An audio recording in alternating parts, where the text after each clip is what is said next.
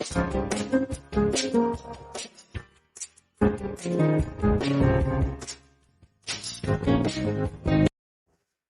morning, dear students. Good morning, friends. Suprabhat. Welcome back to SMA Academy YouTube channel, the online teaching platform of learning language and literature. Dear students, since last 8 to 10 lectures, we are learning the development, trend, tendencies, phases of 20th century modern English poetry. We learn the characteristics of modern English poetry. We learn the development of modern English poetry, Georgian poetry, images poetry, war poetry, the poetry of 1920, 30, 40, 50, and all the details of the background section is over. Dear students, now it's a time to learn the actual text prescribed to us. आता आपण आपल्याला अभ्यासक्रमाला जे direct text आहेत, जे आपल्याला 6 कविता आहेत, त्यांचा आपण अभ्यास करणार आहोत. विद्यार्थी मित्रांनो, आपण पहिलं जे टेक्स्ट लेक्चर आहे ते सुरू करणार आहोत. आपल्याला अभ्यासक्रमात असलेल्या डिलन थॉमस यांची द फर्न हिल नावाची अत्यंत एक प्रसिद्ध अशी पॅस्टोरल एलेजी आहे, पॅस्टोरल पोएम आहे, त्याच्यापासून आपण सुरुवात करणार आहोत. तर ही कविता जी आहे, it is a nature poem, एक प्रकारे निसर्ग कविता आहे. आता what is fern hill? Fern hill is a place where the poet himself has enjoyed his childhood. तर काय मित्रांनो, फर्न हिल, हिल म्हणजे टेकडी, फर्न म्हणजे एका जागेचं नाव. तर फर्न हिल हे अशा एका जागेचं, टेकडीचं नाव आहे जिथे कवीने आपलं बालपण व्यतीत केलेलं आहे. Whether it was the place of his aunt और his grandmother, it is not sure, हे निश्चित माहिती नाही. पण अशा ठिकाणी कवीने निसर्गाच्या सान्निध्यामध्ये आपलं बालपण व्यतीत केलं. कवीने निसर्गाच्या सान्निध्यामध्ये एक वेगळा अनुभव घेतला आणि तो अनुभव निसर्गाचा कवीने ह्या कवितेमध्ये सांगितलेला आहे. अत्यंत चांगल्या पद्धतीने सांगितलेला आहे. The poem is divided into 6 stanzas. कविता ही 6 कडवक्यामध्ये आहे, 6 स्टांजामध्ये आहे. The first 3 stanzas mainly concern with the flashback memories of childhood that poet has enjoyed in his childhood at Fern Hill. त्याच्यानंतर here is some personification of the time is also there. इथं वेळेचं पर्सॉनिफिकेशन सुद्धा त्याने केलेलं आहे. आणि मग त्याला आता प्रेझेंट वेळेमध्ये त्याला ते सोनेरी दिवस आठवतात. रम्य ते बालपण असं नेहमी म्हटलं जातं. ते रम्य ते बालपणाचे दिवस आठवतात त्याला. त्या ज्या पद्धतीने तो आनंदी होता, तशा पद्धतीचं बालपण होतं. Actually, the poem is the comparison between the childhood days and his youth. आता तर त्याचं जे प्रेझेंट यूथ आहे, तारुण्य आहे किंवा मध्यमवयीन जीवन आहे, त्याचं आणि बालपणाची एक सुंदरशी तुलना कवीने एक चांगल्या पोएटिक इमॅजरीमध्ये या कवितेमध्ये केलेली दिसून येते. तर लेट्स लर्न विद्यार्थी मित्रांनो, आपण शिकूया फर्न हिल काय आहे. पा आता कवी काय म्हणतो पा या कवितेमध्ये. पा कवी म्हणतो, now as I was young, लक्षात ठेवा मी यंग होतो, and easy under the Apple Bhoj. Apple Bhoj, Apple बो म्हणजे काय? फांदी. बो म्हणजे फांदी. तर जी ॲपल या झाडाच्या फांद्या होत्या, तिथं मोठी मोठी ॲपलची झाडं होती. तर मी कसा होतो? यंग. यंग म्हणजे तरुण, इझी म्हणजे एकदम मन मोकळा, कशाही पद्धतीची काळजी नसलेला. कुठे? अंडर द ॲपल बोज. त्या फर्न हिलला मोठ्या मोठ्या सफरचंदाच्या बागा होत्या आणि त्या बाव म्हणजे फांदी. तर त्या ॲपलच्या झाडाच्या फांद्यावर मी मनसोक्तपणे खेळायचो. So is remembering his golden past. About the lilting house. आता लिल्टिंग हाऊस म्हणजे लिल्टिंगचा अर्थ होतो आनंदी, नाचणारं, चमकणारं. तर इथे कवीने पर्सॉनिफिकेशन केलेलं आहे. त्या घराला कशाची उपमा दिलेली आहे? नाचणारं, आनंदी, चमकणारं हाऊस. असं का म्हणतो? कारण तिथे एक हाऊस होतं, एक छोटंसं फार्म हाऊस होतं. कवीच्या आजींचं असेल किंवा कुणाचं असेल, ते फार्म हाऊस कसं होतं? एकदम आनंदी होतं. It was lilting, dancing, full of joy, full of fancy, full of imagination अशा पद्धतीच्या त्या लिल्टिंग हाऊसवर. And happy as the grass was green. आणि मी कसा होतो, जसा ग्रास ग्रीन असतो तसा मी आनंदी होतो. How was I happy? I was happy as the grass. कसं असतं, हिरवं गवत कसं असतं, अत्यंत आनंदी असतं. हवा आली का असं डुलतं, मस्त स्विंग होतं, तसा मी अत्यंत आनंद होतो. तिथे अजून कमी म्हणतो, रात्र माझी कशामध्ये जायची? The night above the Dingal. Dingal म्हणजे दरी. स्टारी म्हणजे स्टारचं स्टारी. तर ते घर जे होतं ती फर्न हिल अशी जागा होती की आजूबाजूला अशी खोलकट अशी दरी होती, जसं नैनितालला आहे तसं. तर त्या खोलकट दरीमध्ये वरती मस्तपैकी रात्री चांदण्या चमकायच्या आणि अशा ठिकाणी कवीने आपलं बालपण व्यतीत केलेलं आहे. द नाईट कशी होती? अबू च्यावर, डिंगल म्हणजे दरी, स्टारी म्हणजे अत्यंत ताऱ्यांनी चांदण्यांनी परिपूर्ण. टाइम लेट मी हेल. हेल म्हणजे वेलकम. And climb. काळाने माझं वेलकम केलं होतं. It was a different time for me. My childhood was a very different time for me. Golden in the heydays of his eyes. काय म्हणतो, ते दिवस कसे होते, तो टाइम कसा होता माझा बालपणाचा? कवी सांगतो, the poet says that my golden days, it was golden days. सोनेरी दिवस होते. प्रत्येकाच्या आयुष्यामधले बालपणाचे दिवस कसे असतात? Care free, no worry, no tension, apart from the worldly tension, living in his own world. म्हणून आपल्या मराठीमध्ये सुद्धा अनेक कवी वारंवार म्हणतात रम्य ते बालपण. तशा पद्धतीचं रम्य ते बालपण कवी इथे व्यतीत करतोय. Golden in the heydays of his eyes. त्याच्या नजरेमध्ये ते कसं होतं? हेडेज म्हणजे सुंदर दिवस. कसे होते ते? गोल्डन, सोनेरी दिवस होते. तिथे अजून काय होतं, त्या सफरचंदाच्या बागा ज्या होत्या ना, त्या सफरचंद पिकली का ते पिकल्यासाठी घ्यायला लॉरी, ट्रका, आपल्याकडे जशा छोट्या मिनी डोअर असतात, मिनी ट्रक असतात, तशा पद्धतीच्या ट्रका यायच्या. तर अँड हॉनर, मी स्वतःला भाग्यशाली समजायचो. अमॉंग वॅगन्स, वॅगन्स म्हणजे त्या छोट्या ट्रका. I was prince of the apple town. ते सगळं जे फर्न हिलचं जग होतं, it was full of apple trees. It was just look like a apple town and I was the prince of that town. मी स्वतःला कधी इथे खेळायचं, तिथे खेळायचं, ॲपलच्या झाडावर खेळायचं, दऱ्यांमध्ये खेळायचं, ग्रासमध्ये खेळायचं, शेतांमध्ये खेळायचं. तर I was a prince of that apple town, असं कवी म्हणतो. तर मी कसा होतो? ॲपल टाउनचा प्रिन्स होतो. And once below a time. आणि एक काळ कसा होता? Once below a time,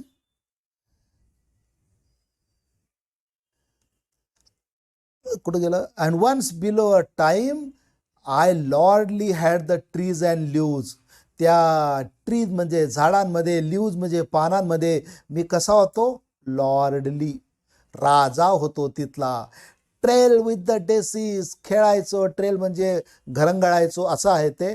डेसीस, daisies is a type of flower. एक छोटंसं पिवळं फूल असतं.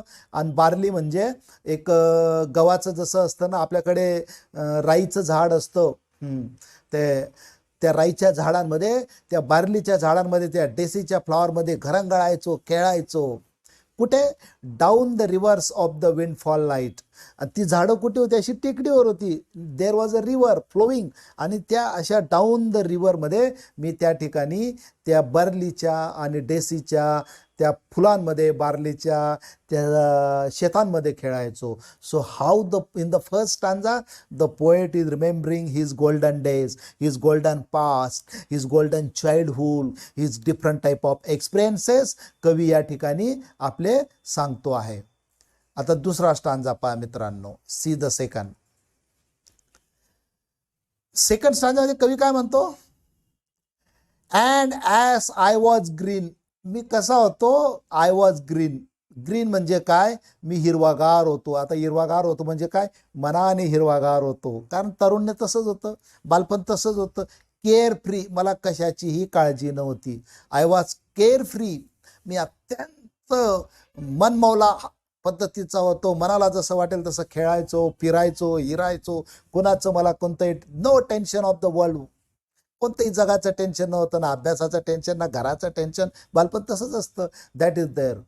Famous among the barn. Barn म्हणजे गोठे. तर तिथं जे मोठे मोठे गोठे होते, वाडे होते, त्या ठिकाणी मी फेमस होतो. तिथं आजूबाजूले लोक राहत असतील, त्या सगळ्या लोकांमध्ये कवी प्रसिद्ध होता हा Dillon.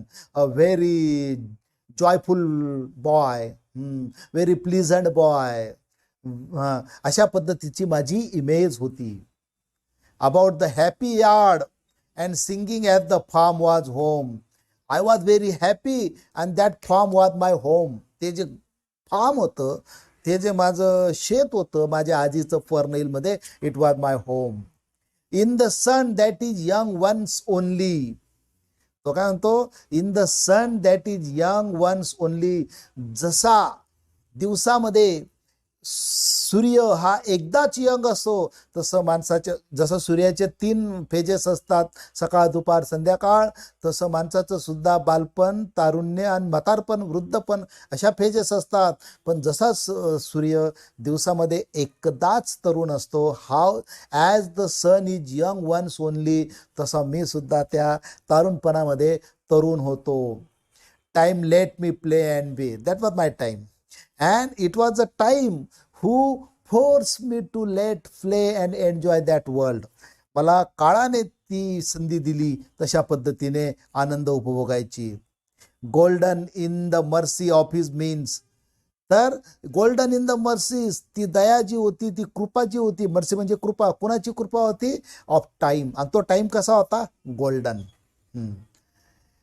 And green and golden I was huntsman and herdsman. पा काय म्हणतो तो, हंट्समॅन, हार्ड्समॅन. हार्ड्समॅन म्हणजे शिकारी आणि हार्ड्समॅन म्हणजे गुराखी. मी तिथं छोटी मोठी शिकार पण करून टाकायचं लहानपणी. In the childhood children generally make some hunting. छोटी मोठी जे काय असेल, एखाद्या छोट्याशा पक्ष्याची अंडी असतील, किंवा अजून काही असेल, मुंगी असेल, किंवा निरुपद्रवी प्राणी असेल, त्याची छोटी मोठी शिकार करतात. तसा मी तिथं एक हंट्समॅन होतो. आणि हंट्समॅन म्हणजे गुराखी पण म्हणतो. त्या शेतामध्ये, त्या फर्न हिलमध्ये माझ्या आजीच्या किंवा त्या काकांच्या काय असतील, छोट्या मोठ्या गायी होत्या, त्या गायी मी चारायचो. हंट्समॅन म्हणजे गुराखी होतो. कशाचा गुराखी होतो, तर काल्स. काल्स म्हणजे गायी, लहान वासरू. काफचं काल्स हे अनेक वचन आहे. Sang to my horn. तर तिथे मी आनंदाने गाणे म्हणायचो. कोण, the foxes on the hill. शेजारच्या टेकडीवर, फॉक्सेस म्हणजे कोल्हे, ऑन द हिल बार्कड म्हणजे भुंकणे, क्लिअर अँड कोल्ड. शेजारच्या टेकडीवर कोल्हे जे होते, बार्क, क्लिअर अँड कोल्ड. आणि त्याच्या बाजूला आता कवी काय उपमा देतो, पाय सभात. सभात म्हणजे भक्तिगीत, गुणगुण. एखाद्या मंदिरामध्ये जसं रामधून चालू असते, भक्तिधून चालू असते, तशी रामधून, भक्तिधून मला ऐकू यायची. कुठं ऐकू यायची, इन द पेबल्स. पेबल्स म्हणजे दगड गोटे, of the holy stream. Stream म्हणजे झरा. शेजारच्या झऱ्यामध्ये जे दगड गोटे व्हायचे, त्या झऱ्याचा, त्या दगड गोट्यांचा मला आवाज कसा वाटायचा, the सभात.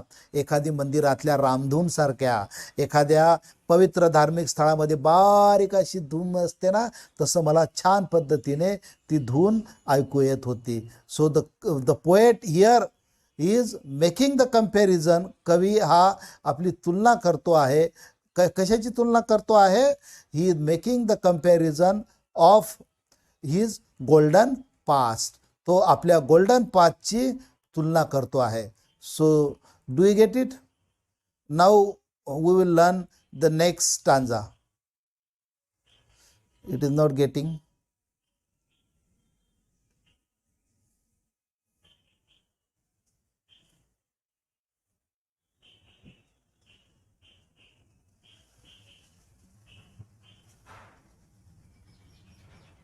I don't know what has happened here. Now see. The next stanza. All the sun it was running. माझ्या ह्या ॲक्टिव्हिटी कशा चालू होत्या, all the sun. All the sun म्हणजे पूर्णपणे दिवसभर माझ्या अशा ॲक्टिव्हिटी या चालू राहायच्या. All the sun it was running. It was lovely, आनंदी होत्या. The hay fields high at the house.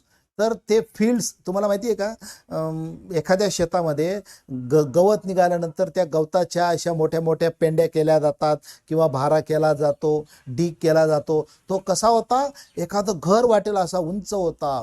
The tunes from the chimney, शेजारच्या ठिकाणी चिमणी होती, त्या चिमणीमधून जो ट्यून यायचा, जे बाहेर अशा पद्धतीने धुकं निघतं. It was air and playing, ते असं हवेमध्ये डान्स करत जायचं. लवली अँड वॉटरी, अत्यंत छान लवली सुंदर दिसायचं. And the fire green as grass, grass पण कसा सकाळी सकाळी ऊन जर पडायचं, that fire green. And nightly under the simple star, आणि रात्र माझी कशामध्ये जायची, under the simple stars. As I rode to sleep, रात्री जेव्हा मी झोपायला जातो, रोड हा राईडचा पास फॉर्म आहे. The owls were bearing the farm away, मला असं वाटायचं आऊल म्हणजे कुबड, हे आपलं फार्म हाऊस घेऊन चालले की काय, असा मला भास व्हायचा. All the moon long I heard, संपूर्ण रात्रभर मला शेजारी मी गेल्यानंतर त्या आऊलचा आवाज ऐकू यायचा. अजून काय आवाज ऐकू यायचा, ब्लेस, मी ब्लेस्ड होतो. अमॉंग स्टेबल, त्यात स्टेबल म्हणजे तबेला. द नाईट जार, रात्रीचे पक्षी. Flying with the ricks and, तर ते रात्रीचे जे पक्षी होते, those were flying with the ricks, ते जे आहेत ते रिक्सने फ्लाईंग करत होते.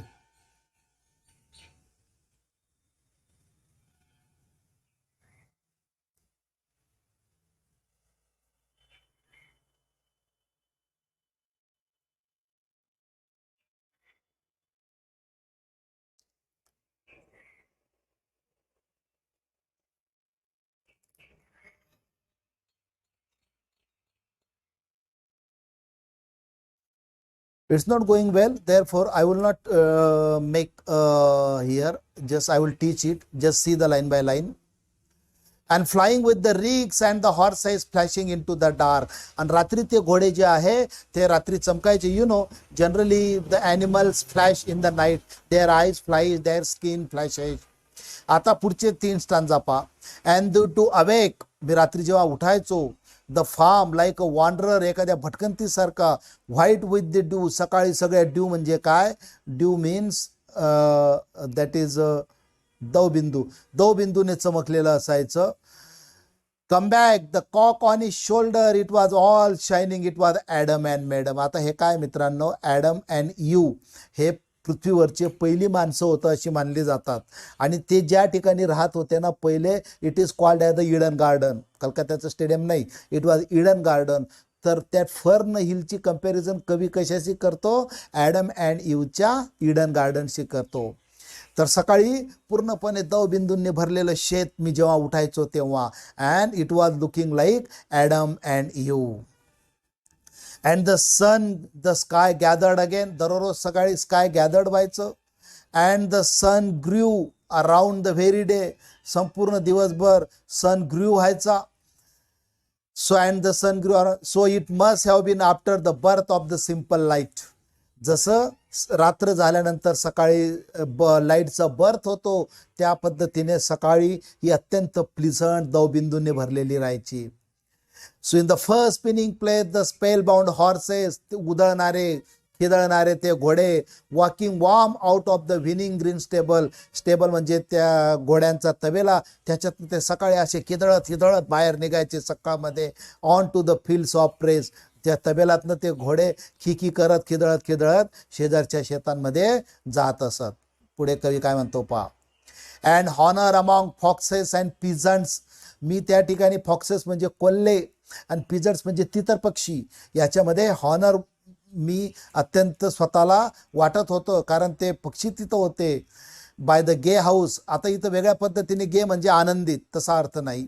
Under the new made clouds and happy at the heart was long, प्रत्येक दिवशी सकाळी न्यू मेड क्लाउड्स यायचे ना वरती आकाशामध्ये. I was happy like it. In the sun born over and over, मला पुन्हा पुन्हा आनंद त्या ठिकाणी त्या फर्न हिलला व्हायचा. आय रॅन माय हिललेस वेज, हिललेस म्हणजे अत्यंत कोणत्याही पद्धतीचं लक्ष नसलेला मन मोकळ्या पद्धतीने माझे जीवन दररोज जात होतं. My wishes race through the house high hay and nothing I care at my sky blue trades that time allowed. त्या वेळेमध्ये माझा सगळा वेळ कसा जात होता, का टाईम मला परमिशन देत होता to enjoy the life as green yes it is. In all is tuneful turning so few and such morning songs. सकाळमध्ये morning song in the early morning there was some songs. पक्षी गीत म्हणत होते, अजून काय क्रिकेटचा चिरचिराट असेल, क्रिकेट म्हणजे पक्षी असतील किंवा चिमण्यांचा चिचवाट असेल, कशाचा असेल, it was the morning songs. Before the children green and golden follow him out of grace.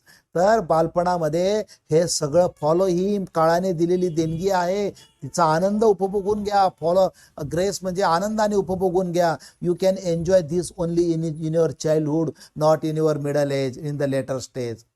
पुढच्या स्टांजामध्ये कवी म्हणतो, नथिंग आय केअर्ड, मी कशाची केअर करत नव्हतो, काळजी घेत नव्हतो, टेन्शन नव्हतं.